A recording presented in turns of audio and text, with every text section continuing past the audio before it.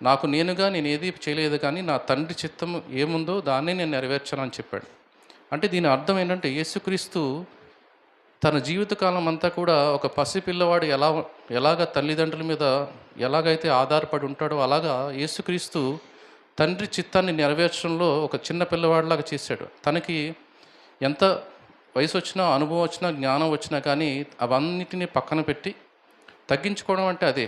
మనం ఏదైనా ఒక విషయంలో ప్రావీణ్యత ఉందనుకోండి, ఒక 10 ఏళ్ళ నుంచి సపోజ్ ఒక డ్రైవింగ్ చేస్తున్నాను, ఒక కారు డ్రైవింగ్ నాకు 20 ఏళ్ళ నుంచి అలవాటు ఉందనుకోండి.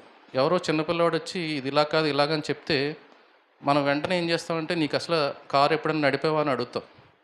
మొదట అతను చెప్పేది, ఆ పిల్లోడు చెప్పేది కరెక్టా తప్పా అనేది మనం పక్కన పెడితే మనం అనుకుంటాం మనం చాలా తగ్గించుకుని ఉంటాం, చాలా విషయాల్లో మనం చాలా తగ్గించుకున్నాం, దీనంగా ఉన్నామని అనుకుంటాం. కానీ ఒక సందర్భం వచ్చినప్పుడు మనలో ఉన్న గర్వం ఎంత ఉన్నదో తెలుస్తుంది.